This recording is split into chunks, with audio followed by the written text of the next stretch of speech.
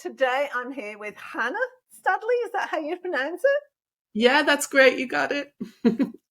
We've just been chatting behind the scenes because it turns out we've been in pretty much every place at the same point in our lives, which is a bit bizarre. But welcome to the Yeah, podcast. yeah, it's fun. I'm so grateful that you reached out to me a couple of months ago, and apologies for it taking so long to actually get to this point. Tell me a bit about yourself. Let's start there. Tell me about what you do now and how you got to where you are. I think that's probably the best place to start. Sure. So I grew up in England, like you, and I I did textiles in college and ended up working in the film business. I went from the theater to commercials to TV to movies, and I did special effects for probably 20 years. Started in London and ended up in California. So I lived in California for about 16 years, which is why my accent is all over the place. And I was known for making copies of real animals. I worked with Jim Henson's Creature Shop most of the time, even though I was freelance. So I got to work on the most wonderful, amazing family movies like Babe, the Talking Pig movie. It was filmed in Australia. And I worked with John Travolta and Steven Spielberg and like really big stuff, which was amazing. It blew my mind every day that I was, I had the privilege and blessing to do this. But I trained as a coach back in college. When I was a student, I trained with Manchester Rape Crisis Centre, it's alarming now to think that there were actually only two rape crisis centres in the country at the time. There was one in London and one in Manchester. So we were trained to answer the hotline and go and talk to community groups, to women's groups, to lawyers and nurses, anybody who would come in contact with women who'd been in difficulty. So I had that was my foundation training as a counselor and as a coach. So in between all the movie stuff and the theatre work I was doing, there's always time off because not every movie has a talking animal in it. So there would be time off in between movies. And so I would continue doing this coaching and counseling work. In California, I worked with a lot of people with addictions and, trauma. And I kind of became a trauma coach because in my 20s, I experienced a lot of trauma. I was actually mugged 3 times. Which is bad enough if you're mugged 1 time, but 3 times. And it was the early 80s, so PTSD was only just being recognized as a diagnosis at the time. And so I didn't get any treatment. Not that I really believe in treatment now, but I didn't get any help. Basically, I was told, go home, get a cup of tea, suck it up and walk it off. That's the kind of, treatment I was given. And so I became very ill for those few years. My experience with PTSD was being frightened to go out, being very hypervigilant, being the sound of footsteps behind me, even on a beautiful sunny day in California years later, would kind of like alert my nervous system. So that's kind of fueled a lot of the self-help and transformational work I was doing and sharing what I was learning with other people. And this kind of continued. And I now live in Jerusalem in Israel. And about 6 years ago, I came across a new paradigm in psychology called the 3 Principles, which I'm happy to share more with you about that. And it kind of put everything into place. I kind of found, when you kind of find something, just all the puzzle pieces come together. And I found a vocabulary for what I'd been suspecting all the time, which is that we can never be broken, that we are innately well. And it's only when we get caught up in our thinking that we think there's something wrong. And then we get ourselves anxious. And then that's when physical things start going wrong because our bodies are translating that stress into physical messages to kind of wake us up. So in the last, say, 6 or 7 years, I've been working mostly with people with physical issues. I've written 3 books. The first one was about trauma. The second one was about chronic pain. And the latest one is about hormones. And my books are novels. I found by putting all this information into stories, it kind of really helps people to kind of digest that information because I'm weird. I love reading research and science, even though I'm not a scientist. But, for your average overtired mom and overwhelmed teacher and, people do you want to read another textbook? No, So I found putting it into stories really helps to kind of get the message across. And people have been really receptive to that. So the latest book is called Very Well. And it was an Amazon #1 bestseller for a few days. Yay, you'll take that win. So, so that I guess that kind of brings you up to now what I'm doing. I'm writing and coaching and reaching out and helping people. Yeah. I was saying to you before we started, when I was reading Mhm. your book, there was so many, like I'm going through it and I'm going, oh my God, we can talk about hormones. Oh my God, no, we need to talk about the three principles. Oh my God, no, we need to talk about the pain thing. Freud as well, because that was the other thing I found really fascinating, because I'm experiencing a little bit of the sex discrimination at the moment, and kind of realizing how hidden it is, how it's kind of, there's a real undercurrent of it, Mm, and until you become aware of it, and once somebody points it right. out, I was just like, oh my goodness, this is, I don't believe that that's actually well, I knew it was patronizing, but actually discriminatory. And you talk about Freud, Yeah. and who was it? Was it Amy, Bertha, the woman that he he was Uh, so bad to Anna, her? yeah, Anna. Talk to me about that, because that kind of stuff was. Are you okay to talk about that? I do want to talk about hormones as well, but can we start with the Freud thing? Talk to me about that. Yeah, I'd never been a fan of his, just to give him some credit. He was one of the first people to realize that we spend a lot of our time up in our heads reliving our past. Before that, people hadn't really made that connection. So I will give him the credit for that. But he then didn't know what to do with that realization. And so his idea was to kind of blame our default kind of or defective uh, soul, and he described us as dark beasts, like creatures of conflict.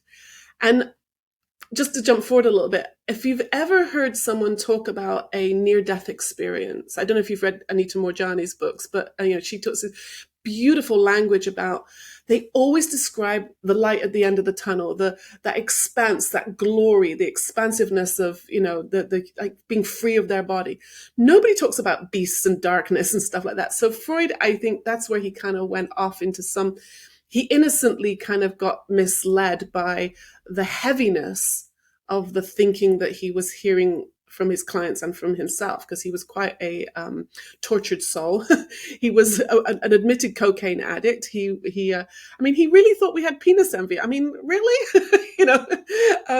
He had all these weird ideas like the Oedipus complex.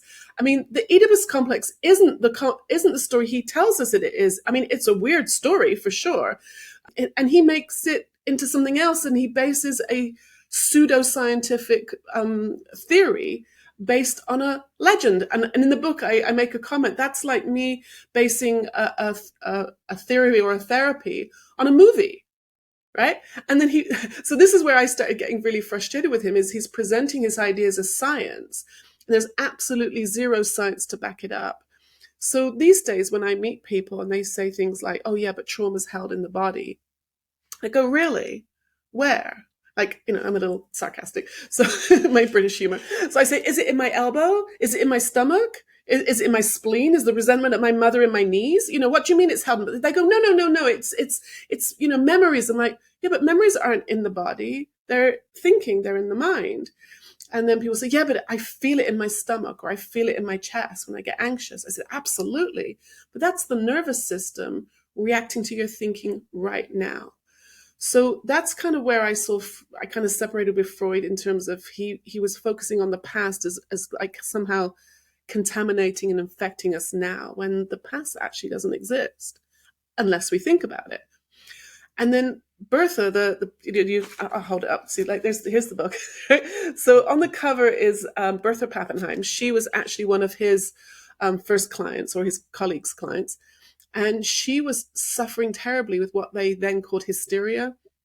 And hysteria is basically probably women with menopause or some kind of neurological problem. Men didn't understand, so they just kind of wrote us off as being hysterical, and and that's why witches are burnt, and like the whole history of how women have not been understood, because the people who could read and write and were educated saw men's bodies as perfect and women's bodies as messy, or a man's body turned inside out, or all kinds of weird things they would say.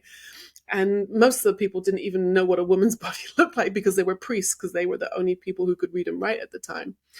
And we've kind of inherited this kind of, like you said, this kind of sexist attitude towards women. And so they kind of decided that Bertha, which was her real name, Bertha Pappenheim, they decided she had hysteria.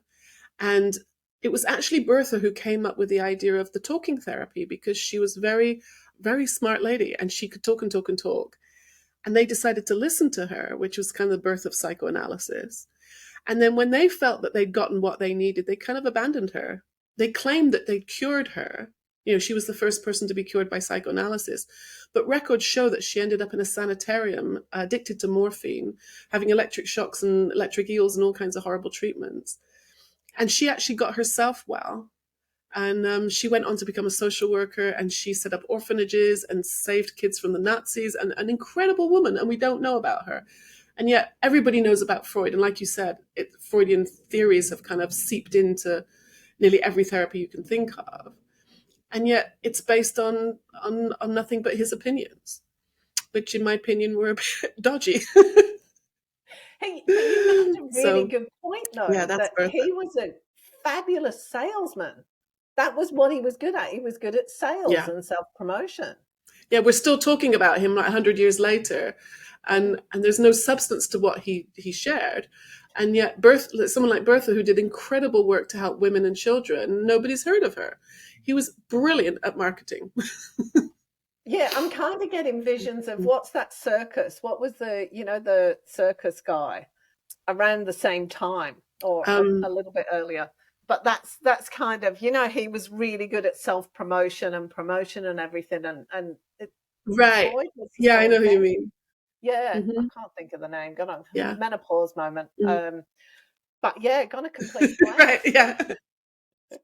So, with regards to hormones and stuff, Hmm. because like I put up a post the other day and I said, I find it really interesting that, and I don't know if this impacts you on a religious basis, I apologize, but that there's this massive belief that Eve was made from Adam's rib when genetically that can't happen. It can happen the other way round, but it can't happen that women come from men. So just this constant belief that there's something wrong with women because we're not men and because men don't understand us is still pervasive today, isn't it? Even in the way we deal with women's mental and health issues, it's an issue. Hmm. As much as I'm really excited that menopause is being more spoken about now, I'm a little nervous it's kind of going to go to the extreme that it's an illness. A lot of the time it's described as an illness and therefore you need medication. Now, I have no judgment about medication. I've used it. I've not used it. I have no judgment about, everybody needs to do what, they feel comfortable and helps them the best, because, our bodies are very different in terms of what they respond to. But we're not ill.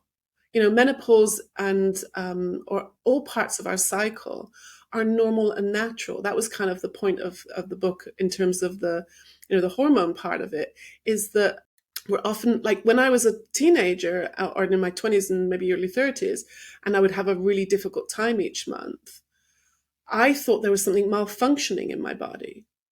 And that was another thing I wanted to, cover in the book, some science about how it's not malfunctioning. It's a normal cycle, and maybe my reaction to the normal cycle is what is actually creating my experience.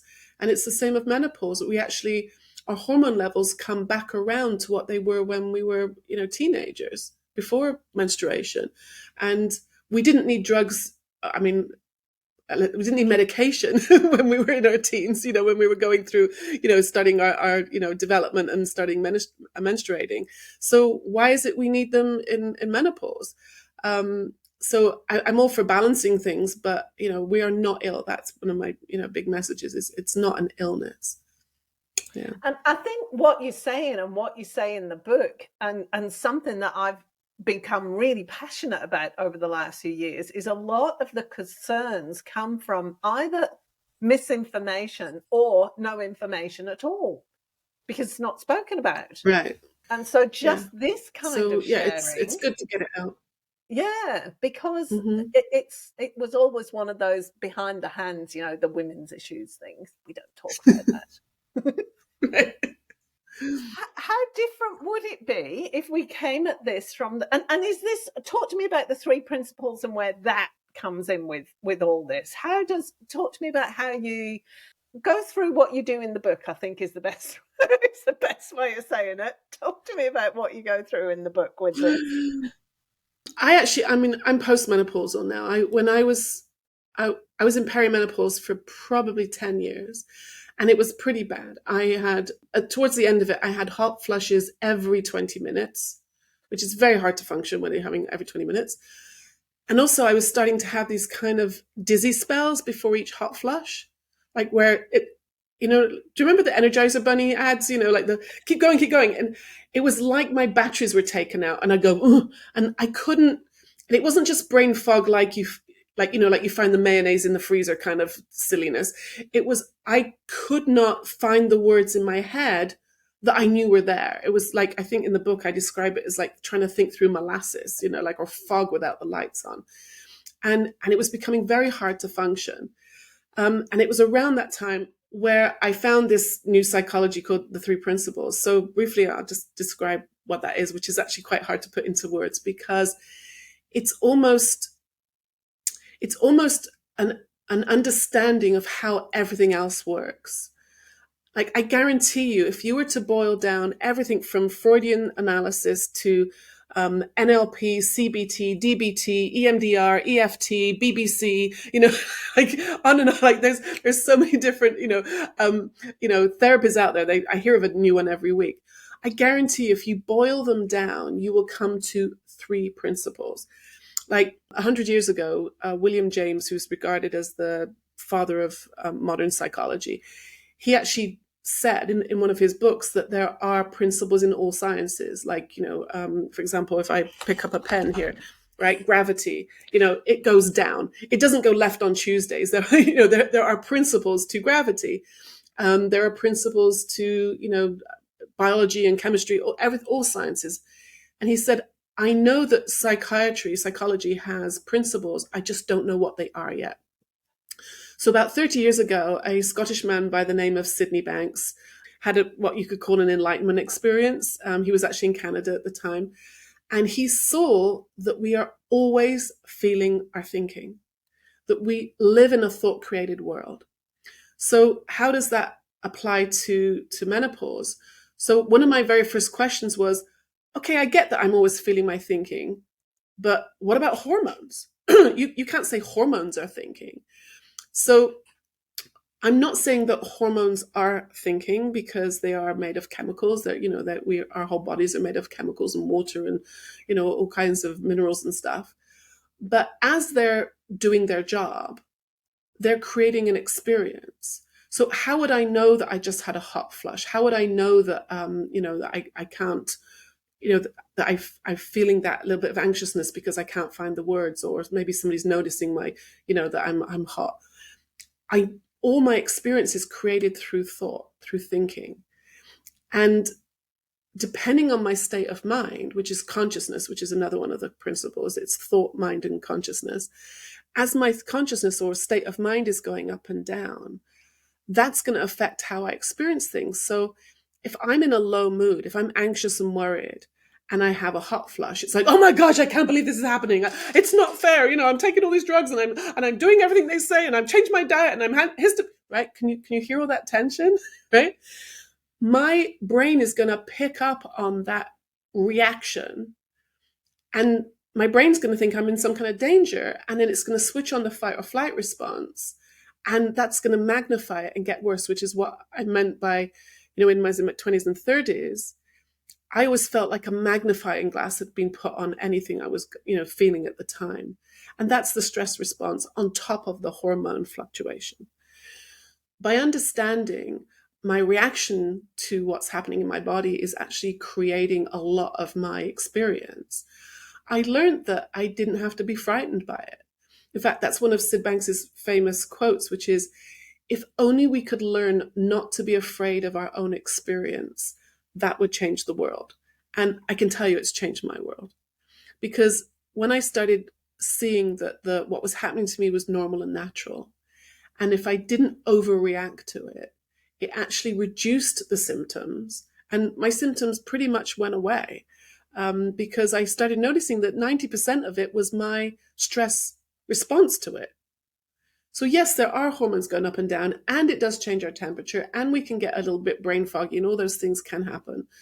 But when I have a much calmer response to it, the symptoms can go away. And I've had women read my books who have had things like PMDD, which is a very extreme version of PMS.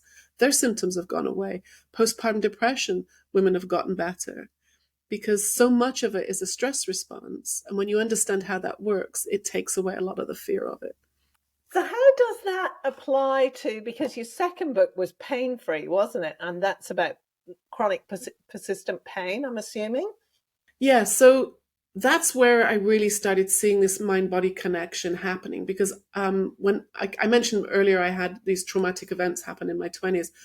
I actually received a lot of injuries. My skull was fractured, my neck was broken, and I had 3 herniated discs. And I had chronic pain for 25 years. I would have these pain flare ups where the muscles in my back would like squeeze and it would lift my pelvis out of place. I used to describe myself as Marilyn Monroe on one side and Audrey Hepburn on the other side, right? It was like I would literally, my body would be that twisted. I had a walking stick by the time I was 27 years old. And that was the most, when I discovered the three principles, I was excited about it just because, I was interested in self-help and transformation, and I got very, very into it, to the point where I went to London to train as a practitioner. And when I went to London for this course for 6 months, I stopped my monthly chiropractic appointments, which I'd been going to for 25 years, because I needed to save money, because I was traveling, all the situations where my back would have flared up and got very angry at me. But it didn't. I have been pain-free now for 6, 7 years. After being paralyzed I was rushed into hospital from theater and movie sets sometimes because I couldn't move my legs, which was terrifying. And now, not only am I pain-free, but I stopped treatment. I've not been to the chiropractor in years. Nothing wrong with chiropractors, they're amazing, but I just don't need it anymore. Often they would tell me that my sciatica pain, which used to shoot down to my ankles, was because I have one leg longer than the other, and that makes my pelvis slightly slanted. Well, my pelvis is still slightly slanted. I still have one leg longer than the other, and I don't have any pain, right? I also had IBS, I had eczema, asthma, chronic allergies, all kinds of like minor, what they call psychosomatic kind of conditions. And I never thought of myself as a sick person, but I would have these things, the allergies every spring, and then the asthma came when I was in college, just one thing after the other. And that's all gone too. And I really believe it's because as I started to understand these ideas, my thinking slowed down. I felt safer in my own skin. And therefore, my brain kind of got the message I was safe. And so it didn't need to keep producing these chronic pain situations, which were really messages. It was like my body was screaming at me that I was too much up in my head, with insecurity, with anxiety, with, worrying what you thought about me, all kinds of situations where I didn't actually think I was anxious, but I wasn't present. I wasn't in the moment. And now I'm more in the moment. My brain has got the message I'm safe, so it doesn't need to produce the pain anymore, or the IBS, or the menopause symptoms. Very mild. I hardly have anything anymore. So I think it's like I said, we're living in a thought-created world. And if your thought-created world is scary and dangerous, then your brain and your nervous system are going to react to that, no matter what your circumstances are. You could be, like, I remember being on the beach in California, totally fine. And I'd be like, but what if, right? So we're actually living in the feeling of that stressful thinking. And now my thinking isn't that stressful hardly ever anymore. Don't need any pain. So that's how I see the connection. It's really fascinating because I can think of quite a number of people who wouldn't necessarily consider themselves to be anxious.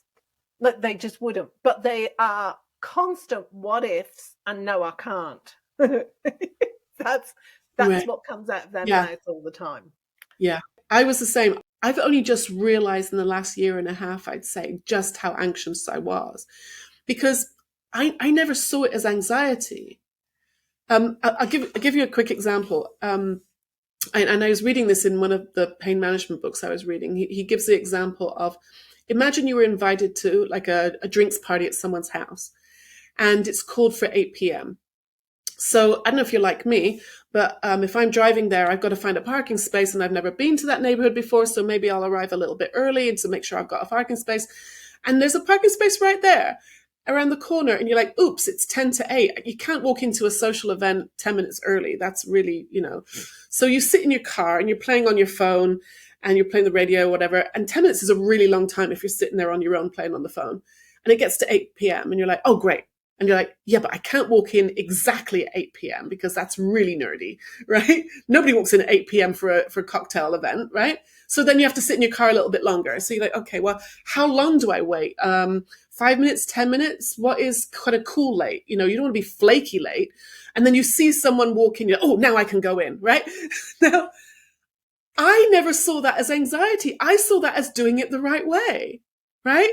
I've been responsible. I found my parking space. Now and now I'm going to arrive at the right time, right? See all that right and wrong? That's a lot of pressure, right? That is a lot of pressure I'm putting myself under, and it's all happening up here in my head. It's not happening out here. The people invited me. They just want you to come and have a good time, and there I am. They're like, now I never saw that as anxiety. Or I'll give you another quick example. You know how in a parking lot, car park, whichever language we're speaking, right? They paint white lines on the tarmac to tell you where to park your car. And you know how there's always that idiot who parks a little bit too close to the white line, and then you ding your car. It's got nothing to do with me. And I'm watching how other people are parking their cars, right? I'm like, now I knew I was very judgmental. I just saw it as me being judgmental because I was right. I mean, take a minute and park your car properly, right? But I now see the anxiety involved in that, because there's some kind of feeling of danger. If it's not done the right way, then there's going to be chaos. And if there's chaos, then where does that leave me? Can you feel the anxiety now? Right. And so my brain, which doesn't speak English and is stuck in this box and only has my senses like sight and smell to rely on, if it's getting danger messages because that, your neighbor parked their car wrong, or the music's too loud, or whatever it is we think is not right, then my brain thinks I'm in danger all the time. Not like crisis danger, but like a mild river of danger. And I think that's why my back was always sore, why my stomach was playing up, why my menopause symptoms were really bad. And there's a lot of science to back it up when you've gone through some kind of trauma. And it doesn't have to be like like violence or rape. It can be just like constant, feeling unsafe. Then our nervous systems kind of get trained to be, I'll say hyperreactive, because overreacting doesn't sound flattering. Right? I didn't overreact. I was hyperreactive. Because I was right. I'm not wrong. Can you hear the judgment? Oh my God, it's embarrassing. But I tell you, since I've understood these principles and become like practitioner in this, my friends have actually commented that my personality has softened. And I think I was a little offended at first, but I see they're right. Because as I've slowed down and I've seen that actually the world is a safe place and it's working just fine the way it is. Yes, we could get into politics, but we're not going to. But I feel safe in the world now. I know what I'm doing, and what other people are doing isn't any of my business. Then I can make much wiser decisions about where I am and what I'm doing and who I speak to, and and I'm coming from a place of wisdom and calmness and peace now. And I can navigate difficult situations and navigate things that used to baffle me by using the common sense I was born with, which was kind of covered up before by the anxiety. And that's freedom. When you feel free, then your nervous system's going to appreciate that. And that's why I think all the pain went away. That's really interesting. That's opened up a whole gamut of things, because that low level anxiety that you're talking about, that is how we live today, isn't it? That I go out in the car and I am at my most judgmental when I'm driving my car. I've got to say that anything else I can handle, but I get behind the car and I'm a monster. But it is, I get out of the car and I'm exhausted. I hadn't even put my finger on that before. It is exhausting. Yeah, it is. But what if you could see that the thinking you're having is just passing through? You know, like if you think of it like clouds or traffic, or even, you know, like in those news shows where there's like a ticker tape of information, like CNN, where they have like, you know, the news and the weather report and, you know, baseball results and all that kind of stuff going along the bottom. That ticker tape is constantly moving, and it doesn't need you to read it. It's going to keep moving. Clouds, you know, I could notice whether they're black or gray or white, but they're going to keep moving. Thought is moving all the time. It's some kind of spooky spiritual energy, which I always start moving my hands around when I start talking about this because I don't have the words for spooky and spiritual. You know, mystical. It's incredible. It's how we experience everything. And I know it can feel like it gets stuck sometimes, but what if it's just repeating? What if it's constantly moving? And when I saw that my thinking was always moving, it didn't matter if I had an anxious thought or a judgmental thought. I didn't have to watch it. It's just like, you know, it's like Bob the homeless guy is talking to you and you're like, okay, yeah, fine, whatever, right? You don't have to listen to every thought you've ever had. And I think, you know, I work with a lot of women with health anxieties and all kinds of insecurities. And most of the problem is that they're listening to their insecure and anxious thinking and then living in that feeling, and then the body's reacting, and then the world is a very scary, dangerous place, like I felt, you know, after the violence I went through. But it's actually not true. Most of my thinking is quite unreliable.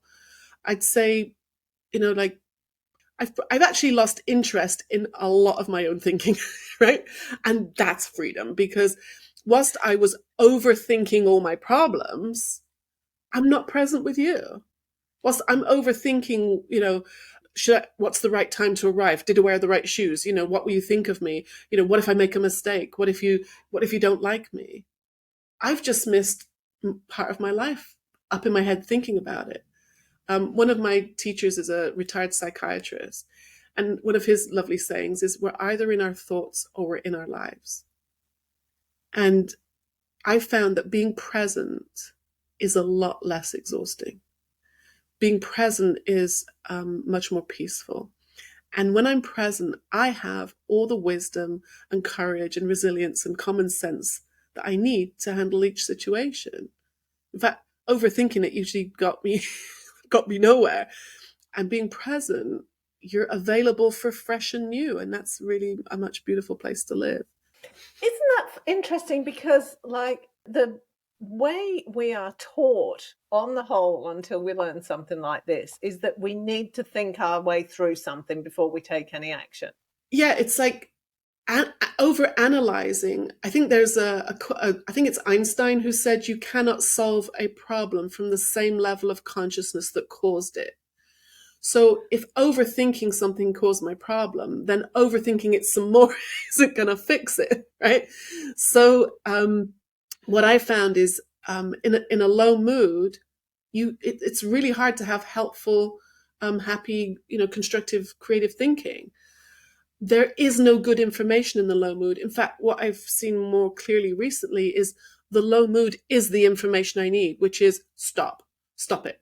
This is not the right time to make a decision. This is not a good time to try and work something out. You're only going to come up with negatives. So I found that if I pause, or, you know, it could be the next morning, it could be 5 minutes later, it could be 5 hours later. When I've kind of slowed down, then you go, oh, that's what I could do. You know, like when you're trying to find your keys, you're like, where are my keys? Where are my keys? Or a better one is like trying to remember the name of that actress, you know, she was in that movie with Tom Hanks, you know, what is her name? And whilst you're trying to think of it, you can't. And then like an hour later you go, Meg Ryan, you know, it's like, right? When we slow down, we have this incredible capacity for imagination and creativity and inspiration. But when we speed up, it kind of like gets very constricted and confined. And see how my shoulders even went up. Our bodies get constricted, and blood isn't flowing properly, and our thinking isn't flowing well. And we're caught up in the illusion of the thinking. And so when we slow down, we actually have all the answers we need. And you get to access them when we're more peaceful. It's very peaceful just talking to you now. Like, I get it. That's the point I'm making. It's that everything's just calmed down, which is just wonderful. Let me ask you this from a different perspective. I can't remember whether you covered it in the book, but in general, people would rather, and this is a generalization, so apologies, people would rather put up with the situation that they're not comfortable with than go into, than give that up and do something new. How does this play out in that kind of scenario? You're right. I mean, I know I was like that myself. I would rather. I stayed in a lot of physical pain for many years when, there were obviously, alternatives. I mean, I did try, a lot of treatments, but the treatments never worked because the problem was in my thinking. So if we are in a situation that's difficult, it could be a relationship, a marriage, it could be, angry teenagers, or, like something that you can't just walk away from, hopefully, then what I've seen is the situation or the other person involved doesn't actually have to change for me to feel better. That was an obsession I had forever. And what I used to even share with my clients when I was coaching is, that I thought the way I felt was because of the relationship, the weather, even, the football results, the ex-boyfriend, my mother, the government, you name it. Something else was creating, my experience. If they would only behave, then I'd be okay. If only it would stop raining, then I'll be okay. If only the football team wins, then I'll be okay. Right? Whatever it was, job, career, if I lose a few pounds, then I'll be okay. Whatever it was. But what I realized is it's a lot of work to change those things. And then let's say you could change those things. With that kind of belief system, something else is going to annoy the hell out of you, right? Because we're looking outside, we're blaming the outside stuff for how we feel when actually it's coming from the inside. So the language I would use is blaming the outside is like an outside-in understanding of how the world works. What I'm suggesting and pointing to is actually it's an inside-out experience. Because like I said, we're feeling our thinking. So let's say you had angry teenagers in the house. Then, I can't believe that they're, don't tidy their room. They're so annoying. I can't believe they didn't tell me that they were coming home later than they said. Can you hear all that's going on in my head? And then if I then try and talk to an angry teenager from that judgmental thinking, it's probably not going to go well. I mean, I don't have my own kids, but I was a school teacher for 5 years, and I did not get on well with the teenage students, the older kids, because it was really like this. They were doing it wrong and they had to do it my way. And I'm the teacher, so deal with it. And that's not the way to work with teenagers.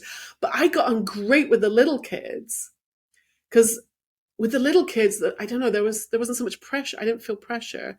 And so I could be goofy with them. And so we would have a good time. But the funny thing about that is the school I taught in, the science teacher, she was terrified of the little kids, and she got on well with the teenagers. And she actually said to me one time, can you come with me into first grade? Because I can't cope with them. I'm like, they're so cute. What do you mean? So that is another interesting point, is what I would call separate realities. For her, the little kids were terrifying because they're moving around all over the place. You can't keep them in here. I'm like, yeah, because they're little. That's fun. And I had trouble with the teenagers because I wanted to control them. So she and I had very different experiences about the same students. And you'll see this in any relationship. Like if you say you watch a movie with a partner or a family member or a friend, and one of you is loving it and one of you is hating it, who's right? Well, you're both having your own unique experience based on your thinking about the movie or the sports or the music, or the kids. Because if it was the kids or the movie that was producing the experience, we'd all have the same experience. So I'm giving a long-winded answer to your question, but That's great. it's like when you see that, I have found by understanding the separate realities idea, it's helped my relationships a lot. I have a lot more compassion and understanding for students and clients and family friends, because I see now that they don't see it the way I do, and that's okay. It's different. It's okay. And so therefore I'm being less judgmental. Therefore my brain is less reactive and I'm more peaceful, even if someone's, parking their car wrong or, I don't even see it as wrong anymore. I just see like, well, that's their stuff. It's made relationships a lot easier. I'm a much more, it's kind of embarrassing to admit, but I feel more compassion now than I ever have in my life when I see someone, maybe doing it differently or even struggling. If they're struggling, it's like, if I see it from their point of view, like, oh, that anxiety is coming from a misunderstanding. How can I help them with that? And I want to stress the word innocently because my teachers all taught me this. When we've gotten caught up, when we've, been judgmental or we've made mistakes, it's an innocent misunderstanding. I would have done better if I'd known better. Right? We can only do, I mean, my mother used to say this, oh, she's doing the best she can. And I'd think, really? That's the best you can do? But if that's the thinking you have in the moment, that really is the best you can do. I can't do better than the thinking I'm having right now. And I even could apply that to the men that mugged and attacked me. They were doing the best they could with the really crappy thinking they were having in that moment. Now, this is not an excuse. It's not an excuse for bad behavior. It's an explanation. If I'm in a low mood, I'm going to have low mood behaviors and low mood anxieties and, but have you ever heard someone in a good mood say, I need to work on my self-esteem, right?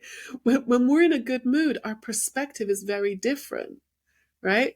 Our perspective is, broader, wider. We're available for fresh new thinking. And that's why Sydney Banks, who put these ideas together, he was always talking about looking for a good feeling. He actually said, listen for a good feeling, which sounds like a contradiction, but, maybe people listening to our conversation, you and I are having a good time chatting, listening, like you're listening to us talk. How's the feeling? I hope it's lighter and enjoyable.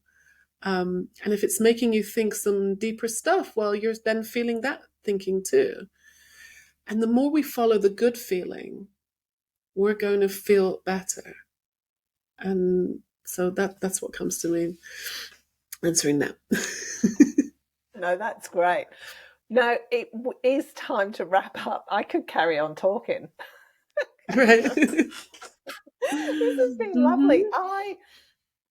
What else would now? I'll put all of the ways people can contact you on the webpage that goes with the Mm-hmm. podcast. But how can Great. people contact you? Mm-hmm. And what do you do? Like Thank you. apart from the Yes. books, you do work with people too, don't you? Yes, yeah. I'm a coach. I coach people one-on-one. I have book clubs, based on the books. We just started a book club on Very Well. We're just in chapter 2, so if anybody wants to join, where we talk about the ideas kind of very similar to this. I have a membership program that's I've just launched, which is a great opportunity to be part of the book clubs and do Q&As. And so you can find all the information on my website, which is myname.com, which is Chana Studley, and Chana is spelled with a CH. So it's CHANASTUDLEY.com. That's my website that has everything there. You can find me on Facebook. I have a Facebook group with almost 3,000 people in it, which I post regularly in there with videos and stuff. And the books are all on Amazon. So there's 3 books out so far. I have ideas for at least 3 more novels, and I'm working on a nonfiction book where I'm collecting stories of people who've recovered from all kinds of mental health diagnoses, like everything from OCD to psychosis, through the understanding of the three principles. It's incredible. There's thousands of people around the world, more than that, who've recovered from seemingly hopeless diagnoses and are now living, beautiful lives, medication-free, treatment-free, just through understanding how their experience is created. So yeah, I'm working on that right now. Wow. So, is there anything else you'd like to add before we go? The only thing I would say is, if you don't hear anything else today, just hear the fact that you're not broken. You cannot be broken. If we're always feeling our thinking, that means that our body and our spirit is whole. Yes, we might have physical difficulties sometimes, but you, the essence of you, can never be broken. Don't let anyone tell you that. And if you feel broken, it's because you've got caught up in your thinking. And people like me and Karen, we're here to guide you and help you to come out of that illusion, and you can come back to living your best life. Thank you so much, Hannah. My pleasure. It's been so much fun. It really has. If you enjoyed this episode, be sure to subscribe and don't forget to rate and review this podcast and share it with your friends. Thanks so much for listening, and I hope you're leaving with some thought-provoking information that can make a difference in your life. See you next time.